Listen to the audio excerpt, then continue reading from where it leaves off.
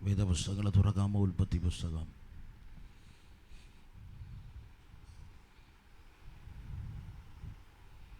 39-ാം അധ്യായം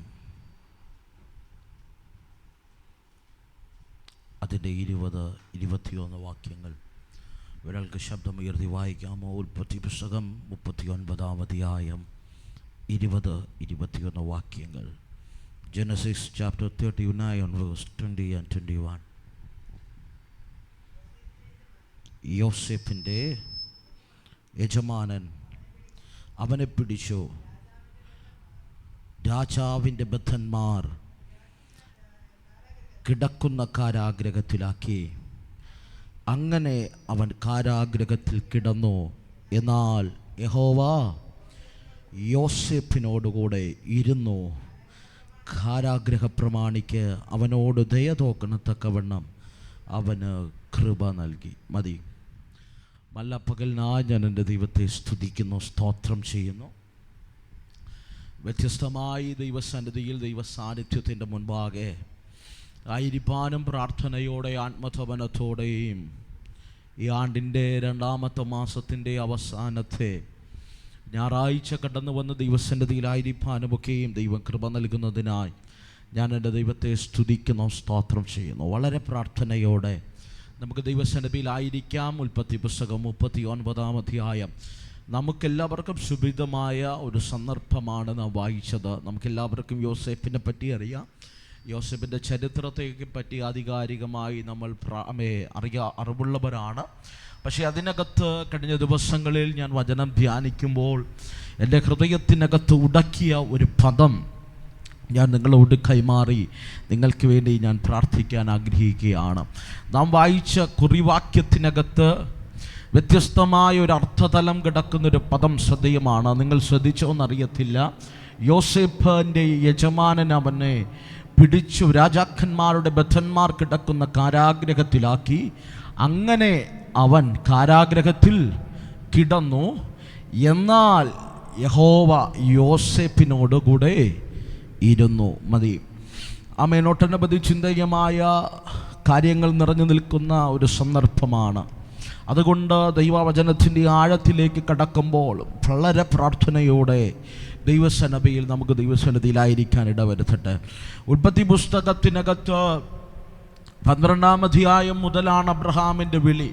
അബ്രഹാമിൻ്റെ വിളിയും തിരഞ്ഞെടുപ്പിനകത്തും ആമേൻ ആധികാരികമായി ദൈവാത്മാവ് പറയുന്ന ദൈവിക പദ്ധതിക്കകത്ത് ഒരു തലമുറയെ ദൈവം വാർത്തെടുത്തു കൊണ്ടിരിക്കുകയാണ്. എന്തിനു വേണ്ടി വാർത്തെടുത്തിരിക്കുകയാണ്?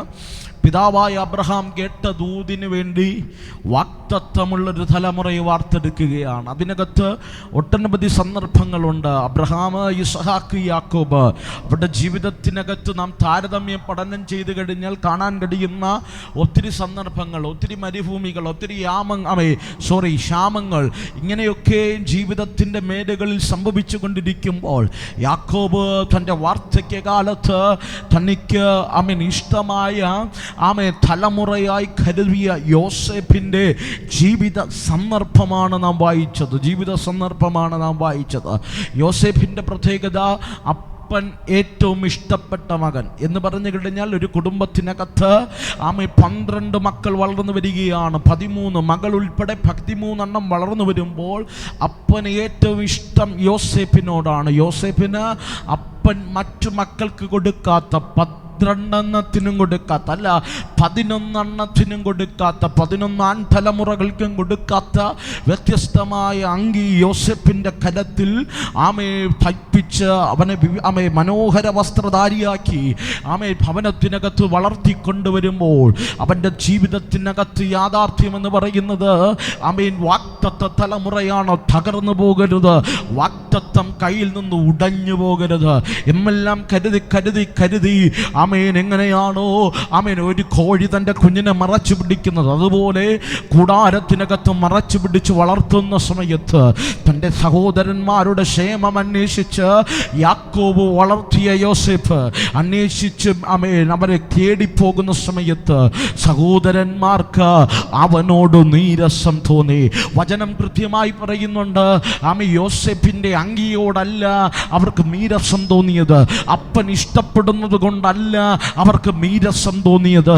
അവർക്ക് ഏറ്റവും നീരസം തോന്നാൻ കാരണം സഹോദരന്മാർ യോസേപ്പിനെതിരെ തിരിയാനുള്ള കാരണം വേറെ ഒന്നുമല്ല. യോസേപ്പ് സ്വപ്നം കാണുന്നവനായിരുന്നു. ഇന്ന് പകൽ സ്നേഹത്തോടെ ഞാൻ പറയട്ടെ, ഈ തലമുറയിൽ നിനക്കെതിരെ പോരാട്ടം വരുന്നത് ആർക്കുമില്ലാത്ത പ്രതിസന്ധി നിന്റെ ജീവിതത്തിന് നേരെ, നിന്റെ ഭാവിക്ക് നേരെ, നിന്റെ ഉയർച്ചകൾക്ക് നേരെ, ആരുടെ ഭവനത്തിലുമില്ലാത്ത തകർച്ചകൾ നിന്റെ കൂടാരത്തിന് നേരെ വെളിപ്പെടുന്നുണ്ടെങ്കിൽ ഇന്ന് പകൽ സ്നേഹത്തോടെ ഞാൻ ഓർമ്മപ്പെടുത്തി ഒരു ദൂത് പറയട്ടെ. ആർക്കുമില്ലാത്തൊരു ദൈവിക പദ്ധതി നിന്നെക്കുറിച്ച് ദൈവത്തിനുണ്ട്. ആരും കാണാത്ത ദൈവിക പദ്ധതി നിന്നിലുള്ളിൽ ദൈവം മറച്ചു വച്ചിട്ടുണ്ട്. തകർച്ചകളെ കണ്ട് വ്യാകുലപ്പെട്ടു പോകരുത്. തീർന്നു എന്ന് കരുതി, ജീവിതം അവസാനിച്ചു എന്ന് കരുതി ഇന്ന് പകൽക്കാലം ഇരുന്ന് കളയരുത്. ഈ പകലിൽ ദൈവാത്മാവ് നിന്നെ തട്ടി ഉണർത്തി ദൂത് കൈമാറുകയാണ്. സഹോദരന്മാർക്കില്ലാത്തതൊന്ന് ഞാൻ നിന്നിൽ കൈമാറിയിട്ടുണ്ട്. കൂട്ടുകാർക്കില്ലാത്തതൊന്ന് ഞാൻ നിന്നിൽ കൈമാറിയിട്ടുണ്ട്. കുടുംബക്കാർക്കില്ലാത്തതൊന്ന് ഞാൻ നിന്നിൽ കൈമാറിയിട്ടുണ്ട്. നിന്റെ തലമുറയിൽ ആർക്കും വഹിക്കാൻ കഴിയാത്ത ദൈവികമായ സ്വപ്നം നിന്റെ മേൽ ഞാൻ കൈമാറിയിട്ടുണ്ട്. ഈ പകൽക്കാല സ്വപ്നം പ്രാപിച്ചവരുണ്ടെങ്കിൽ, ദൈവിക വാഗ്ദത്തം വഹിക്കുന്നവരുണ്ടെങ്കിൽ, അഭിഷേകം ചുമക്കുന്നവരുണ്ടെങ്കിൽ ഈ പകൽ ദൈവത്തെ സ്തുതിക്കുക. ഈ പകൽ നിന്നെ വ്യത്യസ്തനാക്കുന്നത്, ലോകക്കാരുടെ മുൻപിൽ വ്യത്യസ്തനാക്കുന്നത്, കോളേജുകളിൽ നിന്നെ വ്യത്യസ്തനാക്കുന്നത്, സഭാ ഹാളിനകത്ത് നിന്നെ വ്യത്യസ്തനാക്കുന്നത്, കൂട്ടുകാരുടെ മുൻപിൽ നിന്നെ വ്യത്യസ്തനാക്കുന്നത്, കുടുംബക്കാരുടെ മുൻപിൽ വ്യത്യസ്തനാക്കുന്നത് നിന്റെ മേൽ വെളിപ്പെട്ട അഭിഷേകമാണ്. നിന്റെ മേൽ വെളിപ്പെട്ട ദൈവകൃപയാണ്. ഇന്ന് പകൽക്കാലം കുടുംബക്കാരുടെ മുൻപിൽ നീ ശ്രേഷ്ഠനായി മാറുമെന്ന് ഇന്ന് പകൽക്കാലം തിരിച്ചറിയുന്നവരുണ്ടെങ്കിൽ ഈ പകൽ ദൈവത്തെ ആരാധിച്ചു തുടങ്ങണം. ഈ ഹാളിനകത്തിരിക്കുന്നവർ മാത്രമല്ല, ലൈവിലൂടെ കാണുന്ന പ്രിയ സഹോദര, പ്രിയ സ്നേഹിത, പ്രിയ കൂടപ്പിറപ്പേ, നിന്നെ വ്യത്യസ്തനാക്കുന്നത് നിന്റെ വിദ്യാഭ്യാസമല്ല, നിന്റെ പേരിന്റെ മുൻപിലും സൈഡിലും എഴുതി ചേർക്കുന്ന ഡിഗ്രിയുടെ വലിപ്പമല്ല. നിന്നെ വ്യത്യസ്തനാക്കുന്നത് നിന്റെ മേൽ ചൊരിഞ്ഞ അഭിഷേകമാണ്, നിന്റെ മേലുള്ള സ്വപ്നമാണ്, നിന്റെ മേൽ ദൈവം കൈമാറിയ ആ നിയോഗത്തിന്റെ ബാറ്റേനാണ്. ഈ പകൽ അത് പ്രാപിച്ചവരുണ്ടെങ്കിൽ കരമടിച്ചു വൈകളെ തുറമോ ഈ പകൽ ദൈവത്തിന് ആരാധന കൊടുക്കാം. ഓ ശമനമന ബുലഘടക വരാധലഘടക അർദ്ധരാധലഘടക ഓ റിമാനവലഘടക. ധൈര്യത്തോടെ പറ, ഈ തലമുറയിൽ എന്നെ വ്യത്യസ്തനാക്കുന്നവ അപ്പൻ തന്ന വിദ്യാഭ്യാസമല്ല, അമ്മ തന്ന ആഹാരമല്ല. ഈ തലമുറയിൽ എന്നെ വ്യത്യസ്തനാക്കുന്നത് ദൈവം എൻ്റെ മേൽ ചൊരിഞ്ഞ അഭിഷേകമാണ്. ഉലകത്തിൽ ആരും കാണാത്ത ദിവ്യമായ പദ്ധതികൾ മറഞ്ഞിരിക്കുന്ന നമ്മളെക്കുറിച്ച് സ്വർഗം മറച്ചു വച്ചൊരു പദ്ധതിയില്ലേ, അത് വെളിപ്പെട്ടു വരാൻ സമയമാകുമ്പോൾ കൂടാരങ്ങൾ ഉലയും കേട്ടോ. ഒരു കോഴി തൻ്റെ കുഞ്ഞിനെ മറച്ചു പിടിച്ചിരിക്കുന്ന കാലങ്ങൾ കഴിയുമ്പോൾ പക്ഷികൾ വന്ന് കോഴിക്കുഞ്ഞിനെ തട്ടിക്കൊണ്ടുപോകാൻ ശ്രമിക്കുന്നത് പോലെ ജീവിതത്തിന്റെ ഏതൊക്കെ കംഫർട്ട് സോണിനകത്ത് ഒതുങ്ങിയിരുന്ന സാഹചര്യം പൊളിയോ. ഒരു കഴുകൻ തന്റെ കൂടിളക്കി പറക്ക പഠിപ്പിക്കുന്നത് പോലെ ഉള്ള ജീവിതത്തിന്റെ വേദനാജനകമായ സാഹചര്യങ്ങൾ വെളിപ്പെടുമ്പോൾ ഒന്നോർത്തുകൊള്ളണം, ഇത് തകർക്കാനുള്ള സമയമല്ല, ഇത് ദൈവിക വാഗ്ദത്തങ്ങളിൽ ചിറകടിച്ചു വിറകടിച്ചുയരാനുള്ള സമയമാണ്. ഈ കഷ്ടമായി ഒറ്റപ്പെടൽ, ഈ കുത്തുവാക്കി മിമ്മ, ഈ അപമാനം തകരുന്ന ഇടത്തമല്ല. കുഞ്ഞേ, നീ പറന്നുയരാ. എന്റെ ദൈവം നിന്നെ ശീലിപ്പിക്കുകയാണ്. ആരോടൊക്കെയോ ദൈവാത്മാവ് തലയിൽ കൈവച്ച് ഈ പകൽ ദൂത് കൈമാറുകയോ. ധൈര്യമായിരിക്കുക. ഉലകത്തിൽ ആരും കൈമാറിയിട്ടില്ലാത്ത ചില ദൈവിക പദ്ധതികൾ നിന്നെ കുറിച്ച് എന്റെ കയ്യിലുണ്ട്. What a mighty presence. കർത്താവേ, ഈ തലമുറകളുടെ മേ, ഈ മാതാപിതാക്കളുടെ മേ, ഈ സഹോദരങ്ങളുടെ മേ ഈ പകലാഴമായി വെളിപ്പെടട്ടെ.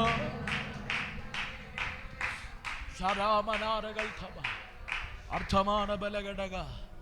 പോരാട്ടം കൂടുന്നുണ്ടെങ്കിൽ, പ്രതിസന്ധി കൂടുന്നുണ്ടെങ്കിൽ ഇന്നലെ ചേർത്ത് പിടിച്ചവരെല്ലാം എതിരാകുന്നുണ്ടെങ്കിൽ, ചിന്തിക്കാൻ കഴിയാത്ത വേദനകൾ അവർ ജീവിതത്തിനകത്ത് കൊണ്ടുതരുന്നുണ്ടെങ്കിൽ, ഒരിക്കലും സ്വപ്നം കാണാൻ കഴിയാത്ത ജീവിതത്തിൻ്റെ വേദനകൾ കണ്ണിൻ്റെ മുൻപിൽ വെളിപ്പെടുന്നുണ്ടെങ്കിൽ, ഇന്നു പകൽ നിന്നോട് പോരാട്ടം. നിന്നോടല്ല, നിന്റെ അഭിഷേകത്തോടാണ്, നിന്റെ വിളിയോടാണ്, നിന്റെ കാഴ്ചപ്പാടിനോടാണ്. നിന്റെ സ്വപ്നത്തിലെത്തിക്കാതിരിക്കുക, ചിലതൊക്കെ പുറകോട്ട് വലിക്കുക, നീ എത്തേണ്ടടുത്ത് എത്താതിരിക്കുക, നിന്നെ എവിടെയൊക്കെ ബ്ലോക്ക് ഇടുക, എവിടെയൊക്കെ ബൗണ്ടറി ഇടുക. ഈ പകൽക്കാലം ധൈര്യത്തോടെ പറ, നിന്നാൽ ഞാൻ പടക്കൂട്ടത്തിൻ്റെ മേരെ പാഞ്ഞു ചെല്ലു. എൻ്റെ ദൈവത്താ, ആ പ്രതികൂലത്തിൻ്റെ മതിൽ ഞാൻ ചാടിക്കടക്ക്. മനുഷ്യൻ കെട്ടിയ മതിലുകളെ ഈ പകൽ ഞാൻ ചാടിക്കടക്ക്. രോഗമിട്ടൊതുക്കിയ മതിലുകളെ ഞാൻ ഈ പകൽ ചാടിക്കടക്ക്. കടഭാരത്തിൻ്റെ മതിലുകളെ ഈ പകൽ ഞാൻ ചാടിക്കടക്ക്. മാനുഷിക ബുദ്ധികളിട്ട മതിലുകളെ ഈ പകൽ ഞാൻ ചാടിക്കടക്ക്. എൻ്റെ ലക്ഷ്യം ദൈവീക പദ്ധതിക്കകത്ത് ഈ തലമുറയിൽ വ്യത്യസ്തനായി നിൽക്കുക എന്നതാണ്.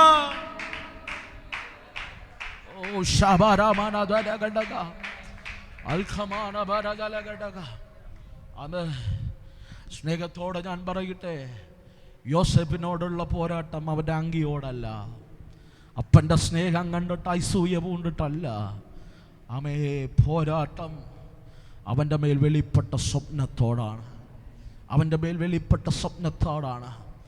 ആർക്കുമില്ലാത്ത വേദന നിനക്ക് വരുന്നുണ്ടെങ്കിൽ, ആരെക്കുറിച്ചും കണ്ടിട്ടില്ലാത്ത സ്വപ്നം ദൈവം നിന്നെക്കുറിച്ച് കണ്ടിട്ടുണ്ട്. ആർക്കുമില്ലാത്ത ഉടച്ചിലുകൾ നിൻ്റെ ജീവിതത്തിനകത്ത് വരുന്നുണ്ടെങ്കിൽ, എൻ്റെ കൂട്ടുകൂടെ ഇരുന്ന് പഠിക്കുന്നവർക്ക്, എൻ്റെ സ്കൂളിൽ പഠിക്കുന്നവർക്ക്, എൻ്റെ ആലയത്തിൽ ആരാധിക്കുന്നവർക്ക്, എൻ്റെ കുടുംബത്തിൽ ആർക്കുമില്ലാത്ത തകർച്ചിലുകൾ എൻ്റെ ജീവിതത്തിലുണ്ടല്ലോ അപ്പ എന്ന് ആരെങ്കിലും പറയുന്നുണ്ടെങ്കിൽ, സ്നേഹത്തോടെ ഞാൻ പറയാം, അവരെക്കുറിച്ചൊന്നും കണ്ടിട്ടില്ലാത്ത സ്വപ്നം എൻ്റെ ദൈവം നിന്നെക്കുറിച്ച് കണ്ടിട്ടുണ്ട്. എൻ്റെ ദൈവം നിന്നെക്കുറിച്ച് കണ്ടിട്ടുണ്ട്. അത് തിന്മയ്ക്കല്ല കുഞ്ഞേ, ഇതെല്ലാം നന്മയ്ക്കാ, ഇതെല്ലാം നന്മയ്ക്കാ. ഈ വേദനകളെല്ലാം നന്മയ്ക്കാ, ഈ ഉടച്ചിലുകളെല്ലാം നന്മയ്ക്കാ, ഈ ഒറ്റപ്പെടലുകളെല്ലാം നന്മയ്ക്കാ.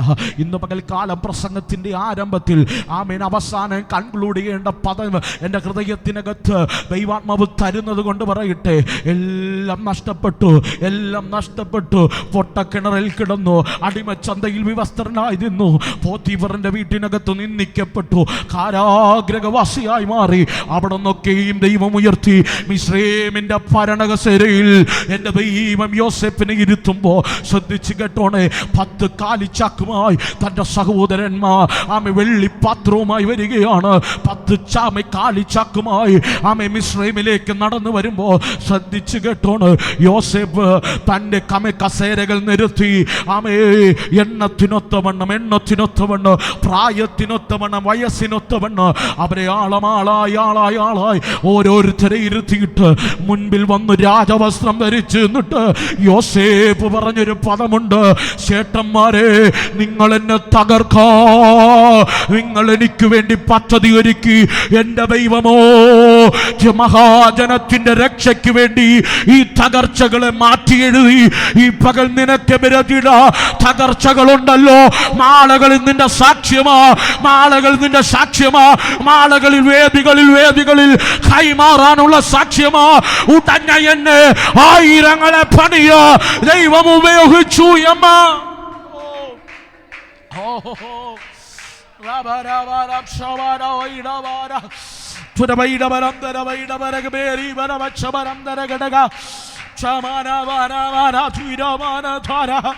എത്ര പേർക്ക് പിടിക്കാൻ കഴിയും, എത്ര പേർക്ക് അഭൂത് പിടിക്കാൻ കഴിയും? സഹോദരന്മാരെന്നെ തകർക്കാൻ ശ്രമിച്ചത്, കുടുംബക്കാരെന്നെ തകർക്കാൻ ശ്രമിച്ചത്, സ്നേഹിച്ചവരെന്നെ ഒതുക്കാൻ ശ്രമിച്ചത്. പക്ഷെ എന്റെ ദൈവമോ, അവരെനിക്കിട്ട പദ്ധതികൾ, എന്നെ തകർക്കാനിട്ട പദ്ധതികൾ സകലതോ മഹാജനത്തിന്റെ രക്ഷയ്ക്ക് വേണ്ടി എന്റെ ദൈവം വഴികളാക്കി മാറ്റിയെങ്കിൽ, ഈ പകൽ നിനക്കെതിരെ ഇട്ട പദ്ധതികൾ ആയിരങ്ങളെ രക്ഷയിലേക്ക് നടത്തോ, ഒരു ഉണർവിന്റെ തീ പന്തമാക്കി മാറ്റോ. എന്റെ ദൈവം ഒരു വഴിയോ ഒരു തീയോ ഈ തലമുറയിലുമേ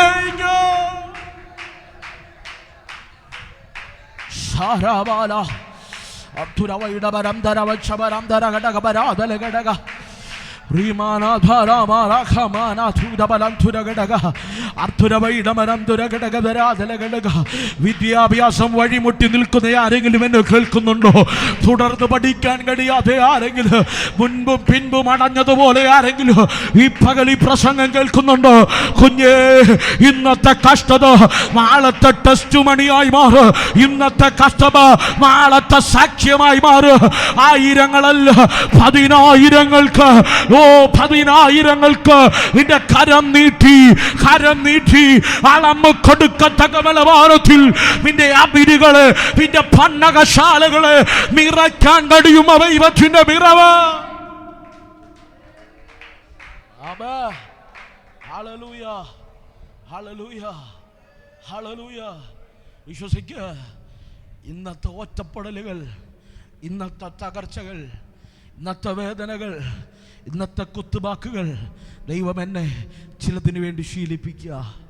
നാളത്തെ ടെസ്റ്റ് മണികളായി മാറും. നാളെ ഈ സാക്ഷ്യം അനേകരെ ക്രിസ്തുവിൽ നേടാനിടയാകും, അനേകരെ ക്രിസ്തുവിലേക്ക് കൊണ്ടുവരും. എൻ്റെ വേദനാജനകമായ ജീവിതത്തിൻ്റെ ഇമ്മലകൾ ആയിരങ്ങളെ ക്രിസ്തുവിന് വേണ്ടി നേടാനിടയാകും. ഓ ശാബാരതലഘടക അർത്ഥാമനാഥകാഞ്ചാടകൽക്കവ. യോസേഫേ, സ്വന്തം സഹോദരങ്ങളല്ലേ നിനക്കെതിരെ തിരിഞ്ഞത്? സ്നേഹത്തോടെ ഞാൻ പറയട്ടെ, സ്വന്തമെന്ന് കരുതുന്ന പലതും നമുക്കെതിരെ തിരിയും. പക്ഷെ വചനം പറയുന്നു, യോസേഫിൻ്റെ കൂടെ ദൈവം ഉണ്ടായിരുന്നു. ഈ വാക്യം ഞാൻ വായിക്കുമ്പോൾ എൻ്റെ ഹൃദയത്തിനകത്ത് കടന്നു വന്നൊരു ചിന്തയുണ്ട്. 17-ാമത്തെ വയസ്സിൽ സ്വപ്നം കണ്ടവനാ. 17-ാമത്തെ വയസ്സിൽ ഈ ദൈവത്തിന് വേണ്ടി ജീവിക്കണമെന്ന് ജീവിതം മാറ്റിവെച്ചവനാ. അന്നു മുതൽ സഹോദരന്മാർ അവനെതിരാ. എല്ലാവരും എതിരാകുന്നുണ്ടെങ്കിൽ ഒരുറപ്പ് ഞാൻ പറയാം, ദൈവം നിനക്ക് അനുകൂല. എല്ലാവരും എതിരാകുന്നുണ്ടെങ്കിൽ ദൈവം അനുകൂല. ആരും എതിരാകുന്നില്ലെങ്കിൽ ദൈവം നിന്റെ കൂടെയില്ല. അത് ദൈവത്തിൻ്റെ സിസ്റ്റമാണ്. മനുഷ്യൻ്റെ അനുകൂലതയ്ക്കകത്ത് പ്രവർത്തിക്കുന്നവനല്ല. സകലരും പ്രതികൂലമാകുമ്പോൾ അവൻ നിന്റെ കൂടെ ഇറങ്ങി നിൽക്കും. ഇന്ന് പകൽ ആ സാന്നിധ്യം പിടിക്കാൻ കഴിയുമെങ്കിൽ പിടിച്ചോ. കൂടെ ഇറങ്ങി നിൽക്കും. ആരുമില്ലാത്ത ഏകതയ്ക്കകത്ത് ചേർത്ത് പിടിച്ച കർത്താവ് നിൽക്കും. ആ കർത്താവിനെ അപ്പാന്ന് വിളിച്ച നിന്റെ ചാരവേ ഓടിയെത്തും. നിന്റെ കണ്ണുനീർ തുടയ്ക്കും. നിന്റെ വേദനകളെ എടുത്തു മാറ്റിയിട്ട് അവർണ്ണനീയമായി നിന്നെ വർദ്ധിപ്പിക്കാൻ ഈ പകൽ ഞാൻ പ്രസംഗിക്കുന്ന എൻ്റെ ദൈവത്തിന് കഴിയും. Hallelujah, hallelujah. യോസേഫ് കണ്ട സ്വപ്നം അവനെ സമ്മാനിച്ചത് അവൻ്റെ സഹോദരങ്ങളെല്ലാം എതിരാക മാത്രമല്ല, യോസേഫിൻ്റെ സഹോദരന്മാർ അവനെ പൊട്ടക്കിണറിനകത്തിട്ടു. എവിടെ ഇട്ടു? പൊട്ടക്കിണറിനകത്തിട്ടു. ഒരിക്കലും രക്ഷപ്പെടരുത്, ഒരിക്കലും കയറി വരരുത്. ചിലരൊക്കെ ജീവിതത്തിൻ്റെ സാഹചര്യത്തിനകത്ത് നമ്മെപ്പറ്റി എഴുതു വിടുന്ന വാക്കുകൾ നമ്മളൊക്കെ ചിന്തിക്കും, ഒരിക്കലും നമുക്ക് നല്ലൊരു ജീവിതം കിട്ടില്ല, നമ്മൾ ആഗ്രഹിക്കുന്നൊരു ജീവിതം കിട്ടില്ല. സ്നേഹത്തോടെ ഞാൻ പറയട്ടെ, മനുഷ്യൻ പറയുന്നതല്ല നിന്റെ അവസാന വാക്ക്. മനുഷ്യൻ പറയുന്നതല്ല നിന്റെ ജീവിതത്തിൽ സംഭവിക്കുന്നേ. ദൈവം എന്തു പറയുന്നോ അതാണ് നിന്റെ ജീവിതത്തിൽ സംഭവിക്കുന്നത്. ഈ പൊട്ടക്കിണറിനകത്ത് യോസേഫിനെ തള്ളിയിട്ടിട്ട് പൊട്ടക്കിണറിൻ്റെ അകത്തളത്തിൽ കിടന്ന് വിളിക്കുന്ന യോസേഫിനെ കാണാൻ സഹോദരന്മാരാരുമില്ലായിരുന്നു. അവൻ്റെ വസ്ത്രം വലിച്ചു കീറി, കാട്ടുമൃഗത്തിന് പകരം നാട്ടുമൃഗത്തെ അറുത്ത് രക്തം പുരട്ടി. വചനം വ്യക്തമായി പറയുന്നു, കള്ളസാക്ഷികളെ നിരത്തി. കള്ളസാക്ഷികളെ നിരത്തി തെളിവ് വസ്തുക്കളെ നിലർത്തി കൂളാലോചന കുറ്റം സഹോദരന്മാർ മുഴുവനും ചെയ്തു. പക്ഷെ ഞാൻ സ്നേഹത്തോടെ പറയട്ടെ, യോസേഫ് ഇപ്പോൾ പൊട്ടക്കിണറില്ല, പുറത്തു വരാനൊരു സാധ്യതയില്ല. ഒരു ദൂത് ഞാൻ പറയാം, ഉലകത്തിലെ സകലരും നിനക്കെതിരാണേലും, നിന്റെ കിടപ്പിന്ന് പൊട്ടക്കിണറിനകത്താണേലും, മുകളിലോട്ട് നോക്കിയാൽ ജീവിതത്തിൻ്റെ ശൂന്യതകൾ മാത്രമാണെങ്കിലും കരുതാനും സഹായിക്കാനും ഒരു മനുഷ്യനുമില്ലേലോ, നിന്റെ നിലവിളി കേൾക്കാൻ ചാരത്താരുമില്ലേലോ, മാറത്തടിച്ച് കരയുന്ന പൊട്ടക്കിണറിനകത്ത്, ആ വട്ടത്തിനകത്ത് ഒറ്റപ്പെട്ടു പോയാൽ, പൊട്ടക്കിണറിനകത്ത് വട്ടക്കയറെറിഞ്ഞു തന്ന് നിന്നെ ഒന്ന് രക്ഷിക്കാൻ ഒരു മനുഷ്യനുമില്ലേലോ. വചനം വ്യക്തമായി പറയുന്നു, ആ പൊട്ടക്കിണറിനകത്ത് യോസേഫിന്റെ കൂടെ ദൈവമുണ്ടായിരുന്നു. ഈ പകൽ ദൈവമുണ്ടെങ്കിൽ ഏത് പൊട്ടക്കിണറിനകത്ത്, ആരുമില്ലാത്ത ഒറ്റപ്പെടലിനകത്ത് പിന്നെ ഉയർത്തിക്കൊണ്ടുവന്ന് രാജസിംഹാസനത്തിൽ. ഇതൊന്നും പ്രവചനമല്ലാതെ വേറൊന്നുമല്ല കേട്ടോ. കേവലം ഒരു വചനം പ്രസംഗിക്കുന്ന ചടങ്ങിന് വേണ്ടി പ്രസംഗിക്കുമല്ല. ഇത് പിടിക്കാൻ കഴിയുമെങ്കിൽ പിടിച്ചോ. നിന്റെ ചരിത്രത്തെ മാറ്റാ ഈ വചനത്തിന് ശക്തിയുണ്ട്. ഓ ശബരമന വൈഡവരം ധര അർത്ഥനവച്ചപരം ദുരഘടകപരാധല ഘടക ദുരാധല ഘടക അർത്ഥമാന ദൂരം ധാരം ധാരം ധാരം ധാരം ധാര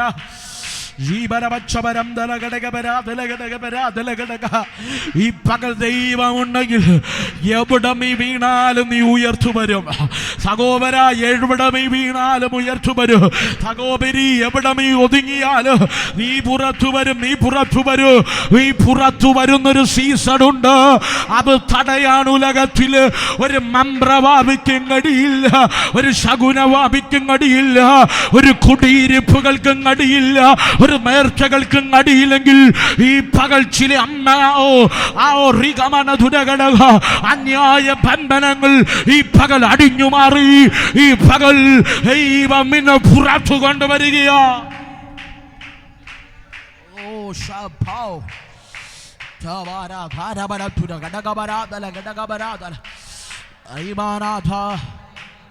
കൃപ വ്യാപരിക്കട്ടെ, കൃപ വ്യാപരിക്കട്ടെ. ഈ ജനത്തിന്റെ മേൽ ആവശ്യബോധത്തോടെ ഇരിക്കുമ്പോ ഈ ജനത്തിന്റെ മേൽ കൃപ വ്യാപരിക്കട്ടെ. അർഹതയില്ലാത്ത നന്മകൾ ഇവരെ തേടി വെളിപ്പെടട്ടെ.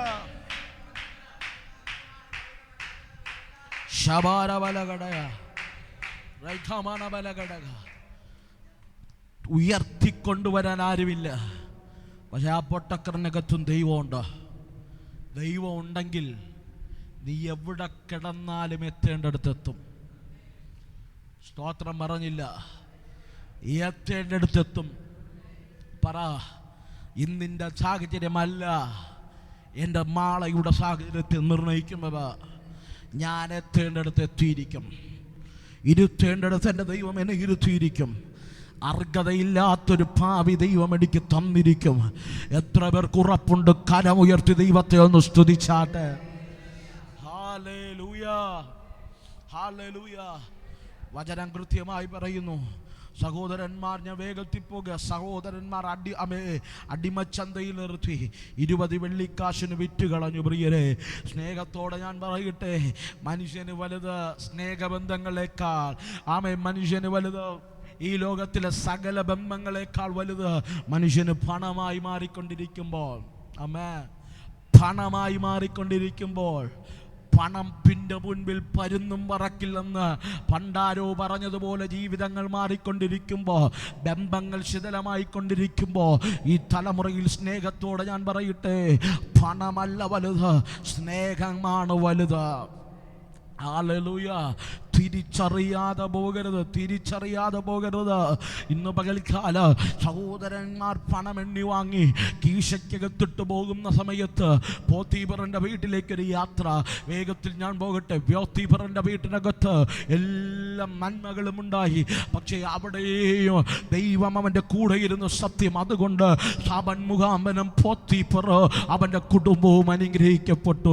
ഞാൻ സ്നേഹത്തോടെ ഞാൻ പറയാ, നിന്റെ കീശയ്ക്കകത്ത് ആമേൻ ആയിരക്കണക്കിന് ദിനാറോ ഡോളറോ പൗണ്ടോ ആമേൻ ഇന്ത്യൻ റുപ്പിയോ ഒന്നുമില്ലേലോ, നിന്റെ പേഴ്സ് കാലിയാണേലോ, ഇന്ന് പകൽക്കാലം ദൈവം നിന്റെ കൂടെയുണ്ടെങ്കിൽ നീ പോകുന്നിടത്ത് വർധനവുണ്ടാകും.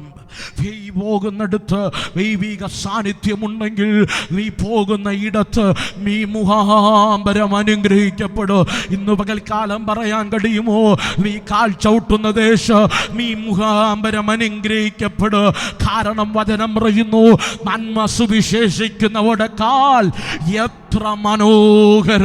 ഇന്ന് പകൽക്കാലം ഈ പാദം കൊണ്ട് ഒരു ഭവനത്തിൽ കയറിയോ, അതിൻ്റെ അകത്തളത്തിൽ വ്യാപരിക്കുന്ന അന്ധകാര മണ്ഡലങ്ങൾ ഓടി മാറിയിട്ട് ദൈവിക സമാധാനവും ദൈവിക സമൃദ്ധിയും കൂടാരങ്ങൾക്കകത്ത് വെളിപ്പെടും. അതാണ് യഥാർത്ഥ ദൈവ മനുഷ്യൻ. ഇന്ന് ചിലരെയൊക്കെ കാണുമ്പോൾ ദാടി വരുന്നു എന്ന് പറഞ്ഞിട്ട് വാതിലടച്ചിട്ട് അകത്ത് നമ്മൾ ഒളിച്ചിരിക്കും. പക്ഷെ വചനം പറയുന്നു, യോസേപ്പ് മുഖാന്തരം പോത്തീഫറും അവനുള്ളതെല്ലാം അനുഗ്രഹിക്കപ്പെട്ടു. ഇന്ന് പകൽ അങ്ങനെ ആയിരിക്കണം ഒരു ക്രിസ്തീയ ഭക്തൻ. നമ്മൾ മുഖാന്തരം അനേകർ അനുഗ്രഹിക്കപ്പെടണം. ആമേൻ. അവരുടെ അനുഗ്രഹം ഇങ്ങോട്ട് വരാനല്ല പ്രാർത്ഥിക്കേണ്ടത്, നമ്മുടെ അനുഗ്രഹം അങ്ങോട്ട് കൈമാറാൻ. അതാണ് ദൈവഭക്തൻ. അവിടെയാണ് ദൈവം പ്രസാദിക്കുന്നത്. നമ്മുടെ പ്രാർത്ഥനയെല്ലാം അവിടെ നിന്ന് ഇങ്ങോട്ട് വരട്ടെന്ന, പക്ഷെ ഇവിടെ നിന്ന് അങ്ങോട്ട് പോകേണ്ടതാ ദൈവ വ്യവസ്ഥ. കാരണം നാം അനുഗ്രഹം അനുഭവിക്കാൻ വിളിക്കപ്പെട്ടവരാണ്. സ്നേഹത്തോടെ ഞാൻ ഈ തലമുറയിൽ പറയട്ടെ, ദൈവത്തിൻ്റെ പദ്ധതിക്കകത്തു നീ നിൽക്കുന്നുണ്ടെങ്കിൽ നീ പോകുന്നിടം അനുഗ്രഹിക്കപ്പെടും. നീ കാൽ ചവിട്ടുന്ന ഭവനം അനുഗ്രഹിക്കപ്പെടും. നീ കൈവയ്ക്കുന്ന തലമുറകൾ അനുഗ്രഹിക്കപ്പെടും. ആമേൻ. ഹല്ലേലൂയ. വചനം അങ്ങനെ പറയുന്നു, യോസേഫ് മുഖാന്തരം പോത്തീഫറും അവന്റെ ഭവനവും അനുഗ്രഹിക്കപ്പെട്ടു. പക്ഷേ കേട്ടോ, പോത്തീഫറിന്റെ കൂടാരത്തിനകത്ത് ചെയ്യാത്ത കുറ്റത്തിന് അവൻ ശിക്ഷിക്കപ്പെടുകയാണ്. ആര്? ചെയ്യാത്ത കുറ്റത്തിന് യോസേഫ് ശിക്ഷിക്കപ്പെടുകയാണ്. എന്ത്? ചെയ്യാത്ത കുറ്റത്തിന് അവൻ കാരാഗ്രഹത്തിനകത്തകപ്പെടുകയാണ്. വചനം കൃത്യമായി പറയുന്നു. ആ വചനം എന്നിട്ടേ, ആ വചനം കൃത്യമായി പറയുന്നുണ്ട്, ചെയ്ത കുറ്റത്തിനല്ല, ചെയ്യാത്ത കുറ്റത്തിന് കാരാഗ്രഹത്തിനകത്ത് യോസേഫ് കടന്നു പോകുന്ന സമയത്ത് വചനം ഇങ്ങനെ പറയുന്നു, പോത്തീഫർ അപ്പം 20-ാമത്തെ വാക്യം ഇങ്ങനെ പറയുന്നു, യോസേഫിന്റെ യജമാനൻ അവനെ പിടിച്ചു. ആര് പിടിച്ചു? യോസേഫിന്റെ യജമാനൻ ആരാ? പോത്തീഫർ അവനെ പിടിച്ചു. എവിടെയാക്കി? രാജാവിന്റെ ഭക്തന്മാർ കിടക്കുന്ന കാരാഗ്രഹത്തിൽ അടച്ചു. ഇന്ന് പകൽ സ്നേഹത്തോടെ ഞാൻ പറയട്ടെ, ആരാ അവനെ അടച്ചത്? ഇന്നലെ വരെ അവൻ നല്ലവനെന്ന് വായ് കൊണ്ട് പറഞ്ഞവൻ, അവൻ മുഖാന്തരം ആ കുടുംബം അനുഗ്രഹിക്കപ്പെട്ട അനുഗ്രഹം അനുഭവിച്ചവൻ, ഇന്ന് പറയുക അവനെ കാരാഗ്രഹത്തിൽ അടച്ചു. സ്നേഹത്തോടെ ഞാൻ പറയട്ടെ, നന്മകൾ വാങ്ങുന്ന സമയത്തു മാത്രം മതി മനുഷ്യന് നിന്നെ. മനസ്സിലായില്ല? ആരോഗ്യമുള്ളപ്പോൾ മതിയെന്ന്, സൗന്ദര്യമുള്ളപ്പോൾ മതിയെന്ന്, നിന്റെ കയ്യിൽ നന്മയില്ലെന്ന് കണ്ടാൽ, നിന്റെ ശരീരത്തിൽ ആരോഗ്യമില്ലെന്ന് കണ്ടാൽ, എൻ്റെ ഭാഷയിൽ പറഞ്ഞാൽ ആമേ കപ്പ വെട്ടുന്ന സമയത്ത് കപ്പ ചത്തിയിട്ട് തോട് പുറത്തു കളയുന്നത് പോലെ ആമേ നമ്മെ വലിച്ചെറിഞ്ഞു കളയും. അതാണ് ലോകം, അതാണ് ലോകം. അതുകൊണ്ടാണ് ഇന്ന് പകൽക്കാലം വചനം പറയുന്നത്, ആരോഗ്യമുള്ളപ്പോഴൊക്കെ ദൈവത്തെ ആരാധിച്ചോണം, ആരോഗ്യമുള്ളപ്പോഴൊക്കെ സ്തുതിച്ചോണം. പാടേണ്ട സമയത്ത് വന്നിരുന്ന് ഉറങ്ങി എഴുന്നേറ്റ് പോകരുത്. കിട്ടുന്ന സമയത്ത് ദൈവത്തെ സ്തുതിച്ചോണ്. ആരോഗ്യം നിലയ്ക്കും, സൗന്ദര്യമൊക്കെ അങ്ങ് വന്ന് അന്ന് മനുഷ്യന് വേണ്ടാത്ത അവസ്ഥ വരും. അന്ന് ചേർത്ത് പിടിക്കുക, ദൈവമല്ലാതെ വേറൊരു വ്യക്തി ഉണ്ടാകില്ല. അതുകൊണ്ട് സ്തുതിക്കേണ്ട സമയത്ത് ദൈവത്തെ ആരാധിച്ചോണം. ഏറ്റവും കൂടുതൽ പൊക്കുന്നുണ്ടെങ്കിൽ, ഏറ്റവും കൂടുതൽ തലയിൽ എടുത്തു വച്ച് നടക്കുന്നുണ്ടെങ്കിൽ എഴുതിയിട്ടോണം, അവരായിരിക്കും ആദ്യം തറയിലിടുന്നത്. ഹലോ, ഏറ്റവും കൂടുതൽ ഹോശാന പാടുന്നവരായിരിക്കും മെനക്കവരെ ആദ്യം തിരിയുന്നത്. വചനം പറയുന്നു, യോസേഫ് മുഖാന്തരം അനുഗ്രഹിക്കപ്പെട്ടവൻ അതേ വ്യക്തി യോസേഫിനെ തടങ്കലിലാക്കി. രാജാക്കന്മാരുടെ ബദ്ധന്മാർ കിടക്കുന്ന കാരാഗ്രഹത്തിൽ അടച്ചു. ഇന്ന് പകൽ ധൈര്യത്തോടെ പറയാൻ കഴിയുമോ, ഈ ഉലകത്തിൽ ആരെല്ലാം എനിക്കെതിരായി തിരിഞ്ഞാല് എന്റെ ദൈവം എനിക്ക് അനുകൂലമെന്ന് ഈ പകലും ഞാൻ അറിയുകയാണ്.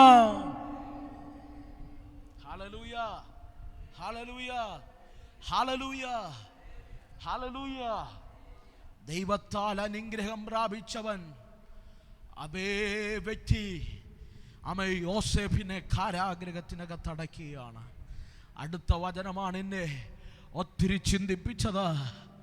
യോസേഫ് യജമാനൻ അവനെ പിടിച്ച് രാജാക്കന്മാർ രാജാവിന്റെ ബദ്ധന്മാർ കിടക്കുന്ന കാരാഗ്രഹത്തിലാക്കി. അങ്ങനെ അവൻ കാരാഗ്രഹത്തിൽ കിടന്നു. അടുത്ത പദം ഇങ്ങനെ വായിക്കുന്നു, എന്നാ യഹോവ യോസേഫിന്റെ കൂടെ ഇരുന്നു. ആ പദം ഒന്നെടുത്തേ. അവൻ അങ്ങനെ കാരാഗ്രഹത്തിൽ കിടന്നു, യഹോവ യോസേഫിന്റെ കൂടെ ഇരുന്നു. എന്താ അർത്ഥം? യോസേഫ് കിടന്നപ്പോൾ ഒരുവൻ ഇരിക്കാനിറങ്ങി. ഈ ആരോഗ്യം ക്ഷയിക്കും, ഈ കണ്ണു മങ്ങും, ആർക്കും പ്രവർത്തിക്കാൻ കഴിയാത്ത രാത്രികൾ വെളിപ്പെടും, ആർക്കും വേണ്ട എന്ന് പറയുന്ന അവസ്ഥകൾ വെളിപ്പെടും. ദൈവവചനം പറയുന്നു, ഒന്ന് കിടന്നപ്പോൾ താങ്ങി എഴുന്നേൽപ്പിക്കാൻ എൻ്റെ ദൈവം അവിടെ ഇരുന്നു. ഹല്ലേലൂയ. ആ പദത്തിൻ്റെ ഡിഫറൻസ് ഒന്ന് മനസ്സിലാക്കിയേ. അലിഗോറിക്കലായിട്ട് ഞാൻ പ്രസംഗിക്കുക. ആമേൻ. ഇന്ന് പകൽക്കാല ആ പദത്തിൻ്റെ ഡിഫറൻസ് ഒന്ന് ചിന്തിച്ചേ. യോസേഫ് കിടന്നു, ദൈവം. യോസേഫ് കിടന്നു, ദൈവം ഇരുന്നു. കാരാഗ്രഹത്തിൽ ബദ്ധനായി യോസേഫ് കിടന്നപ്പോൾ ദൈവം അവിടെ ഇറങ്ങി വന്ന് ഇരിക്കുക. കാരാഗ്രഹത്തിൽ ആരുണ്ട് യോസേഫിന്റെ കൂടെ? ഒറ്റയ്ക്ക. കയ്യിൽ ചങ്ങലയും കാലിൽ ചങ്ങലയുമായി കാരാഗ്രഹത്തിനകത്ത് ഒരു ജീവിതമെല്ലാം അവസാനിക്കപ്പെട്ട് ആമേൻ ആകാശം പോലും കാണാൻ കഴിയാത്ത മിസ്രൈമിന്റെ മണ്ണിലെ കാരാഗ്രഹത്തിനകത്ത്, ആ വെട്ടിയുണ്ടാക്കിയ കാരാഗ്രഹത്തിന്റെ ഗുഹയ്ക്കകത്ത് യോസേഫ് ചലചായ്ച്ചു കിടന്നപ്പോ അവന് വേണ്ടി ഇറങ്ങിയിരുന്നൊരു സ്വർഗമുണ്ട്. ഇന്ന് പകൽക്കാലം ശ്രദ്ധിച്ച് എൻ്റെ പ്രസംഗ ഭാഷയിൽ ഞാൻ ഇങ്ങനെ പറയട്ടെ, യോസേഫ് കിടന്നപ്പോ അവൻ കിടന്നത് കാരാഗ്രഹത്തിന്റെ മിലത്തിലല്ല, അവൻ തലവച്ച് കിടന്നത് എൻ്റെ കർത്താവിന്റെ മടിയിലത്രേ. മനസ്സിലായവരുണ്ടോ? യോസേഫ് കിടന്നപ്പോൾ ദൈവം ഇരുന്ന് വചനം പറയാനുള്ള കാരണം ഞാൻ അലിഗോറിക്കലായി പ്രസംഗിക്കുക. വചനം കൃത്യമായി പറയുന്നു, എല്ലാം തകർന്ന ജീവിതം അവസാനിക്കപ്പെട്ട് അപ്പനെ കാണാൻ കഴിയാതെ കുഞ്ഞുനാളിൽ അമ്മയെ നഷ്ടപ്പെട്ടവർ സകല സഹോദരന്മാര് അവനെ വിറ്റ് കാശ് പോകമേ കീശിക്കാത്തിട്ട് വീട്ടിലേക്ക് പോകുമ്പോ അപ്പൻ കൊടുത്ത നിലയെങ്കിയെ സഹോദരന്മാർ കീറിയെടുത്ത് അപ്പന് മരിച്ചു എന്നതിന് തെളിവ് നിരത്തുമ്പോ എല്ലാം ശൂന്യമായി മിസ്രയീമിന്റെ മണ്ണിൽ ഒരു അടിമച്ചെറുക്കനായി വാണുകൊണ്ടിരുന്നപ്പോൾ ദൈവം അവന്റെ കൂടെ ഇരുന്ന യോസേഫ് ഇന്നെല്ലാം നഷ്ടപ്പെട്ടവനോ നാളെയും അറിയാൻ കഴിയാതെ ഭാവി നിശ്ചലമായി ഭാവി ഉണ്ടോ എന്ന് പോലും വലിയൊരു ചോദ്യ ചിഹ്നത്തിന്റെ മുൻപിൽ കിടന്നുറങ്ങാ കാരാഗ്രഹത്തിനകത്ത് ചലചായ്ക്കുമ്പോ അവന്റെ അടുക്കൽ ഇറങ്ങി വരുന്ന അവനെ ആശ്വസിപ്പിക്കാൻ ഇരിക്കുന്ന ഒരു ദൈവത്തെയാണ് ഈ പകൽ ഞാൻ പ്രസംഗിക്കുമെങ്കിൽ ഈ പകൽ നിന്റെ വേദനക്കകത്ത് ഇറങ്ങി വന്ന് ഇരിക്കോ കഴിയുന്നൊരു സ്വർഗ്ഗം ഈ പകൽ ഞാൻ ആരാധിക്കുമോ ദൈവമല്ലാതെ മറ്റമുണ്ട്.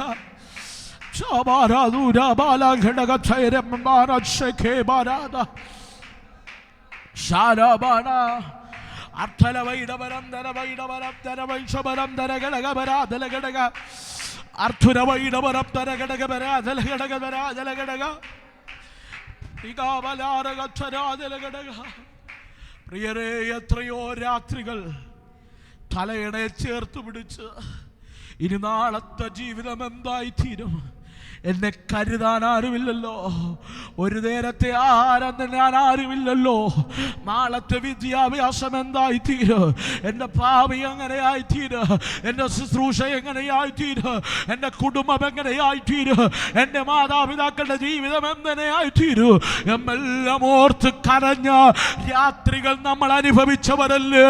അനുഭവിച്ചവർക്കറിയാൻ കഴിയും ആ അവസ്ഥയിലെല്ലാം ഇറങ്ങി വന്ന് നമ്മുടെ തലയെ മാറോട് ചേർത്ത് പിടിച്ച് അണയ്ക്കുന്നൊരപ്പന്റെ സ്നേഹം, അണയ്ക്കുന്നൊരമ്മയുടെ സ്നേഹം അനുഭവിച്ചവരുണ്ടെങ്കിൽ ഈ പകൽ ആ ദൈവത്തിന് കരമടിച്ചു കയമുയർത്തിയോ ആമേൻ പറഞ്ഞോട്ടെ.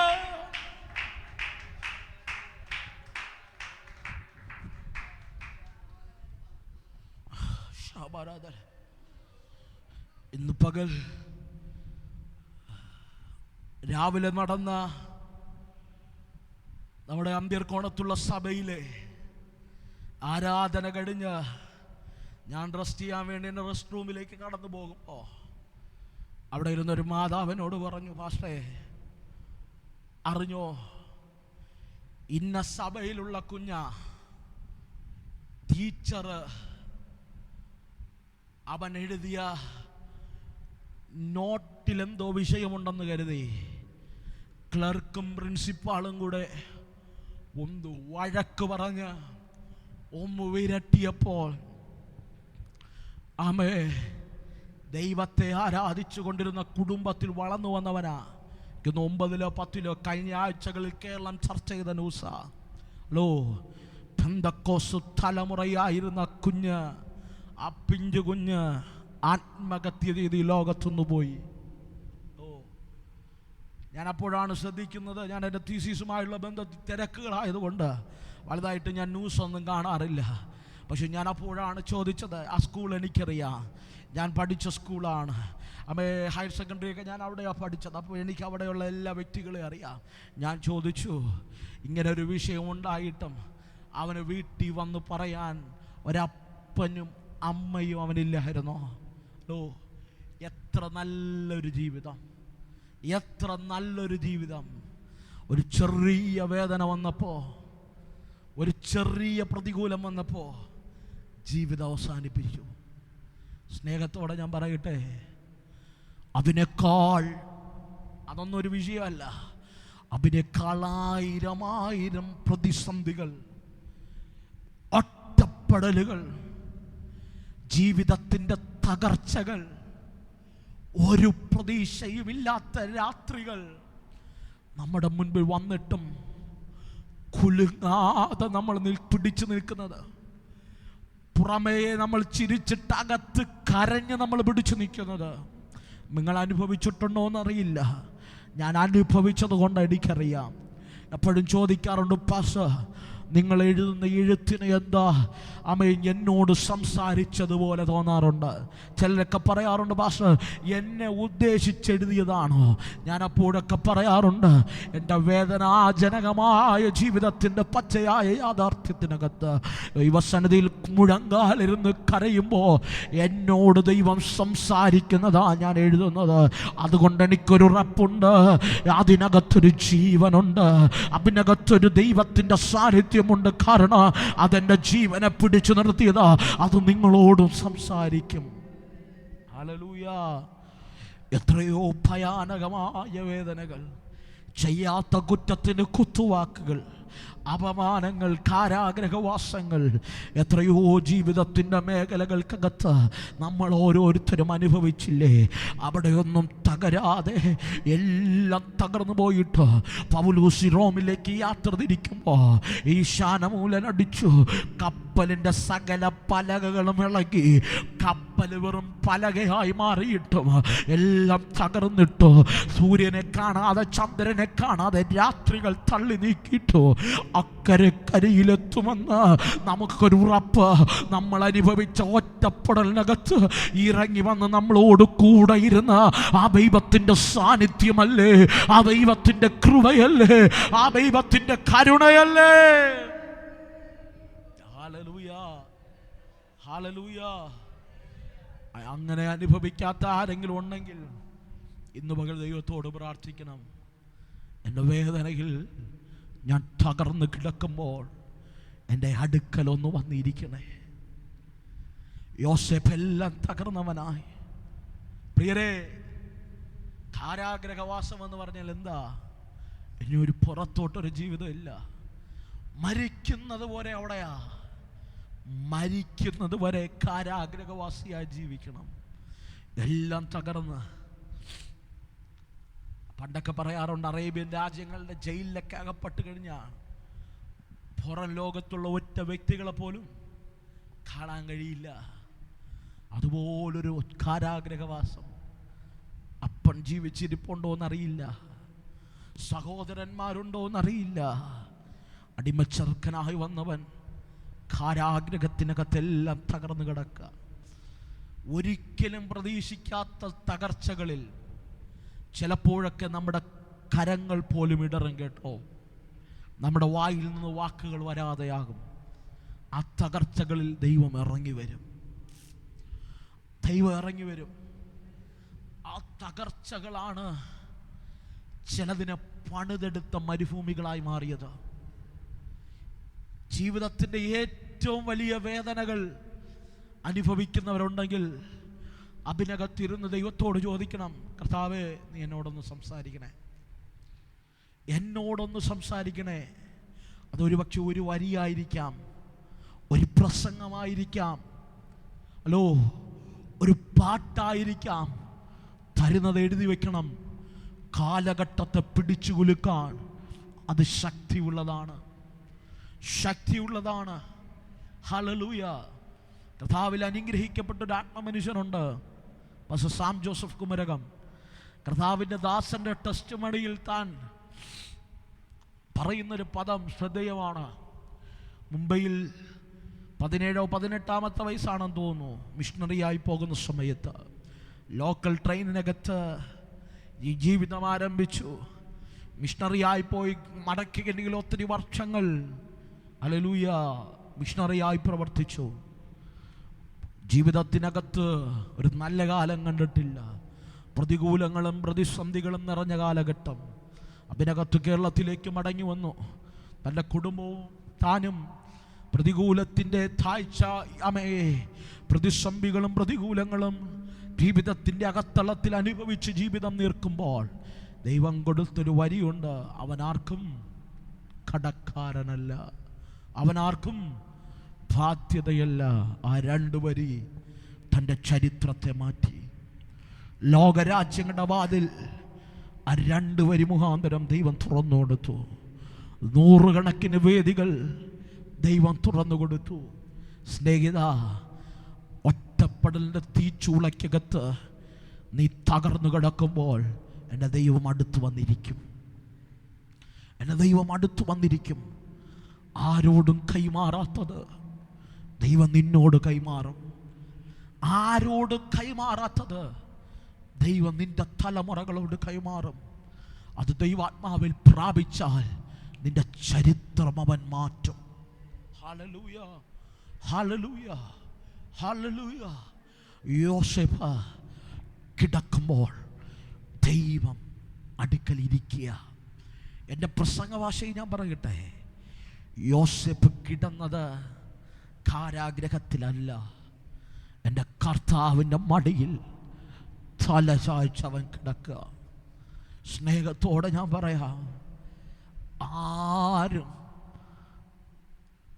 ഇല്ല എന്ന് തോന്നുന്ന സമയങ്ങളിൽ എൻ്റെ യേശുവിൻ്റെ മാറിടം നിനക്ക് വേണ്ടി അവൻ തുറന്നിറങ്ങി വരും. ഹല്ലേലൂയ. യോസേഫ് ഒരിക്കൽ കിടന്നു. പക്ഷേ അവൻ്റെ അപ്പനായ യാക്കോബ്, വചനം പറയുന്നു, സൂര്യൻ അസ്തമിച്ചുകൊണ്ട് അവിടെ കിടന്നൊരു കല്ല് സൂര്യൻ അസ്തമിക്കൊണ്ട് അവിടെ കിടന്ന് ഒരു കല്ല് തലയിണയായി വച്ചു കിടന്നുറങ്ങി. അപ്പോൾ സ്വർഗത്തോളം എത്തുന്ന ഗോവേണി ദൂതന്മാർ കയറുന്നു, ഇറങ്ങുന്നു. അവൻ പറയുക, ഇത് ദൈവത്തിൻ്റെ ആലയമല്ലാതെ വേറെ എന്തുണ്ട്? ആ സ്ഥലത്തിന് യാക്കോബിട്ട പേർ പെതേ. കണ്ട, അപ്പൻ അനുഭവിച്ച സാന്നിധ്യം മകൻ കാരാഗ്രഹത്തിൽ അനുഭവിക്കുക. അപ്പനെല്ലാം നഷ്ടപ്പെട്ടവനായി സൂര്യൻ അസ്തമിച്ചതുകൊണ്ട് അമ്മായി അപ്പൻ്റെ ഭവനമായ ലാബാന്റെ കൂടാരത്തിൽ ഓടിയണയാൻ കഴിയാതെ രാത്രി അവൻ്റെ മുൻപിൽ വെളിപ്പെടുമ്പോൾ എല്ലാം നഷ്ടപ്പെട്ട്, ഒന്ന് ചിന്തിച്ചേ, ആമേൻ, അതൊന്ന് നിങ്ങൾക്ക് ഗ്രഹിക്കാൻ കഴിയുമെങ്കിൽ ചിന്തിച്ചേ. എല്ലാം ഒറ്റപ്പെട്ടവനായി ഒരു വനാന്തരത്തിനകത്ത് അകപ്പെട്ട് ഒറ്റയ്ക്ക് നിൽക്കുന്ന ഒരു മനുഷ്യനെ നിങ്ങളുടെ ഹൃദയത്തിൻ്റെ ഭാവനയിൽ ഒന്ന് കണ്ടേ. എല്ലാം നഷ്ടപ്പെട്ട്, വസ്ത്രമില്ല, ആഹാരമില്ല, വെള്ളമില്ല, എല്ലാം നഷ്ടപ്പെട്ട് ആമേൻ ഒറ്റപ്പെട്ട് നിൽക്കുന്ന യാക്കോബ് അവിടെ ഒരു കല്ല് തിരയുകയാണ്. ആ കല്ല് അവൻ എടുത്തു വച്ച് തലയിണയായി കിടന്നു. അവൻ കിടന്ന് ഉറങ്ങി.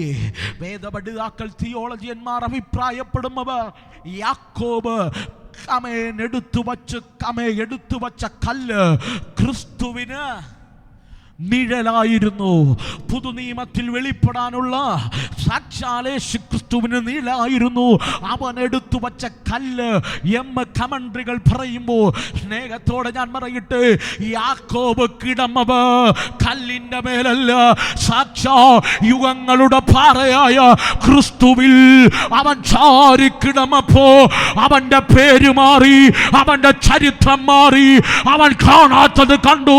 താണ്ട് അവന്റെ മകനായ യോസേഫ് കാരാഗ്രഹത്തിൽ കിടന്നപ്പോ അവന്റെ അടുക്കൽ സാക്ഷാൽ ഉടയവൻ ഇറങ്ങി വന്നിട്ട് അവനെ ചേർത്ത് പിടിക്കുക.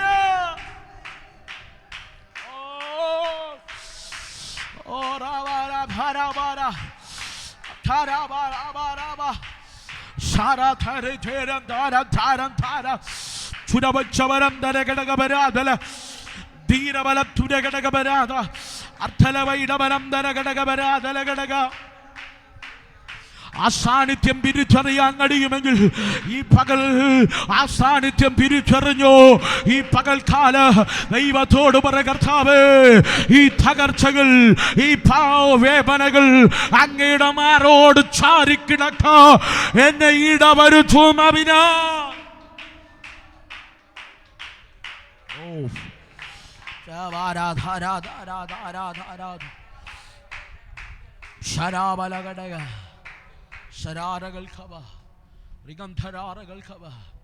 അപ്പൻ കിടന്നു ഒരു കല്ല് തലയണയായി വെച്ച്. മകൻ അറിയാണ്ട് കിടക്കുക. വചനം പറയുന്നു, യോസേഫ് കാരാഗ്രഹത്തിൽ കിടന്നു. വചനം പറയുന്നു, യഹോവ യോസേഫിൻ്റെ കൂടെ അവിടെ ഇരുന്നു. What A mighty Lord. കണ്ടേ, യാക്കോബ് കിടക്കുന്നത് യുഗങ്ങളുടെ പാറയുടെ മടിയില. ഇവിടെ മകൻ കിടക്കുന്നത് സാക്ഷാലുടയവൻ്റെ കരത്തില. ഞാൻ ഇന്ന് പകൽ സ്നേഹത്തോടെ ഞാൻ പറയാം, യാക്കോബ് കേട്ടൊരു വാഗ്ദത്തമുണ്ട്. ഞാൻ നിന്റെ തലമുറയെ ഒരു ജാതിയാക്കി മാറ്റും. അബ്രഹാമിനോടും ഇസ്ഹാക്കിനോടും സത്യം ചെയ്തതുപോലെ ഞാൻ നിന്നൊരു രാജ്യമാക്കി മാറ്റും. ആ രാജ്യത്തിൻ്റെ അടിസ്ഥാനമിടാൻ ദൈവം ഒരുക്കി വച്ച ചിലവിനെ ഒതുക്കാൻ ശത്രു തീരുമാനിച്ച എൻ്റെ ദൈവം വിട്ടുകൊടുക്കോ?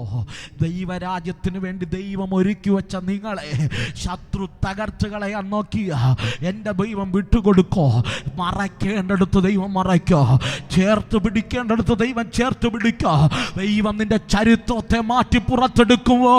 ഈ മലകളുടെ വേദനകൾ യോസേഫ് പറഞ്ഞതുപോലെ ഈ മാലകളിൽ പറയൂ, എൻ്റെ വേദന മഹാജനത്തിന്റെ രക്ഷയ്ക്ക് വേണ്ടി.